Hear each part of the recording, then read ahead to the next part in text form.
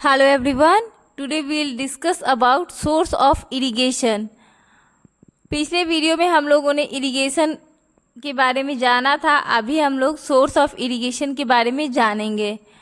ये जो source of irrigation मतलब जो सिंचाई करने का जो स्रोत होता है, कहाँ कहाँ से हम वाटर लेके प्लांटेशन कर सकते हैं, उसका सोर्स क्या क्या है। तो यहाँ पे दिया गया है the source of water for irrigation are wells, tubewells, ponds, lakes, rivers, dams and canals. जो source of water for irrigation है, सिंचाई का जो तरीका ये स्रोत है वो क्या क्या है। कुआं है, फिर ट्यूबवेल्स है, फिर क्या बोलते हैं तालाब है, झीलें हैं, नदियां हैं, फिर बांध वगैरह है, और फिर कैनाल्स मतलब कि नहर वगैरह है। जो सोर्स ऑफ इरिगेशन है वो अगर इसको हम डिवाइड करें तो ये दो पार्ट्स में डिवाइडेड है। एक तो है ट्रेडिशनल मेथड ऑफ इरिगेशन और दूसरा है हमारा modern method of irrigation.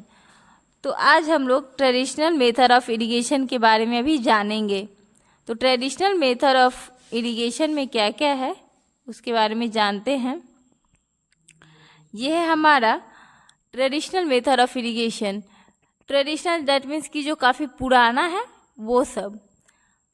The water available in wells, lakes and canals is lifted up by different methods in different regions for taking it to the fields. जो water available होता था, कुआं है या फिर तालाब है या फिर जो कैनाल्स है, उसको उठा के लिफ्ट अप करके उसको उस क्षेत्र में ले जाया जाता था, उस रीजन में ले जाया जाता था जहाँ पे जिस फील्ड में क्रॉप्स लगा हो।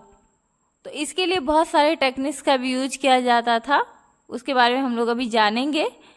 तो ये जो है कैटल और human labours is used in this methods. जो कैटल्स होते हैं, कैटल्स दैट मीन्स कि जो जानवर है वो कैटल्स, और human labour is used in this method. इस मेथड में क्या क्या यूज होता था, कैटल जो जानवर वगैरह का यूज किया जाता था, और ह्यूमन लेबर आदमी खुद काम करता था इसमें।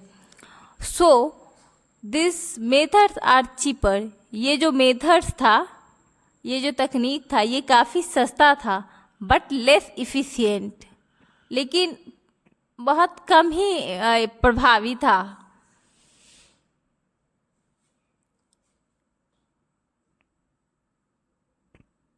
The various traditional ways are. जो बहुत सारे ट्रेडिशनल वेज है वो क्या क्या है देखते हैं। जो फर्स्ट है वो हमारा है मोट पुली सिस्टम, सेकेंड में है चेन पंप, और थर्ड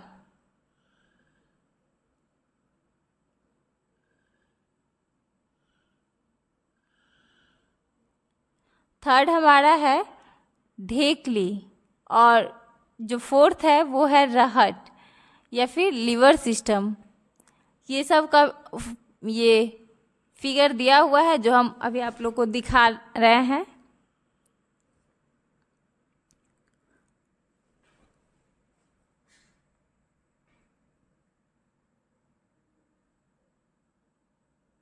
ये देखिए, ये जो है फर्स्ट में ये है मोट।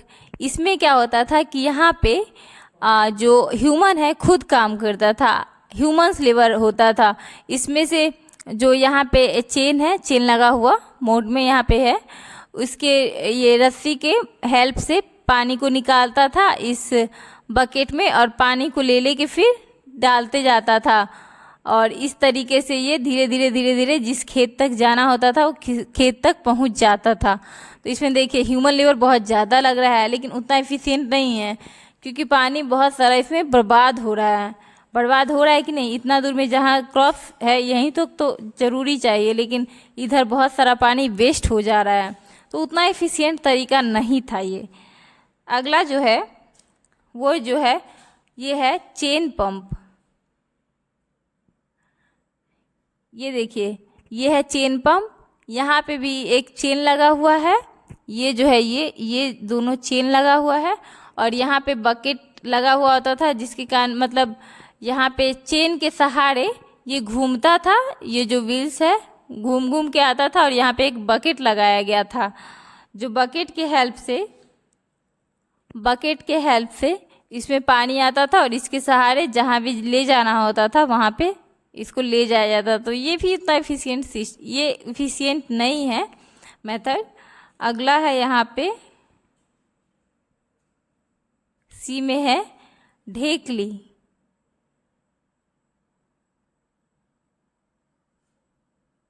ये है ढेकली। यहाँ पे देखिए, यहाँ पे एक वी शेप का लिया जाता था पेड़ वगैरह, इसमें से बांध के इधर इसको जब दबाया जाता था तो पहले इसको अंदर किया जाता था, इधर जब फोर्स लगाया जाता तो पानी बाहर आता था, और इसको ऊपर की तरफ ले जाया जाता था तो ये जब नीचे आता था तो इसमें पानी भर जाता था। इसी तरीके से पानी से निकाल के और फिर इसका इरिगेशन इस टाइप से करते थे। तो ये भी उतना ज़्यादा इफिशिएंट मेथड नहीं है। ये ढेकली है, ढेकली में इसी टाइप का यूज किया जाता था। अगला जो था वो है आपका रहट। रहट में क्या किया जाता था कि यहाँ पे जो भी सोर्स होता था, यहाँ पे एक पुली होता था, मतलब एक व्हील्स होता था, इसके चारों ओर बकेट बांध दिया जाता था, और जो बकेट से इधर यहाँ पे है ना, जब ये चलता था यहाँ पे भी एक मशीन लगा होता था, जो ये घूमता था, इसके सहारे यहाँ से कनेक्ट करके इसको ये व्हील घूमता था, फिर यहाँ से पानी आते था बीच में, ये जो है ये इसमें पानी आता था, यहाँ पे पानी आता था, और इस पानी को फिर जिधर ले जाना है उधर सप्लाई करके ले जाओ क्रॉप तक। तो यही मेथड वगैरह है जो कि अभी बिल्कुल भी आप लोग को देखने को नहीं मिलेगा, क्योंकि हम नहीं देखे हैं तो आप लोग कहाँ से देख पाइएगा। ये बहुत करीब 1300 साल पुराना मेथड है, जो कि अब 9 के बराबर यूज किया जाता है, मतलब होता ही नहीं है ज़्यादा यूज। तो यही सब हमारा था ट्रेडिशनल मेथड ऑफ इरिगेशन, जो हमें लगता है कि आप लोग काफ़ी अच्छे से समझ चुके होंगे।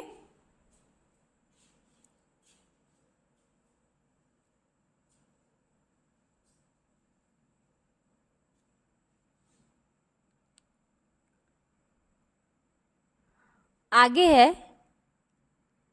Pumps are commonly used for lifting water.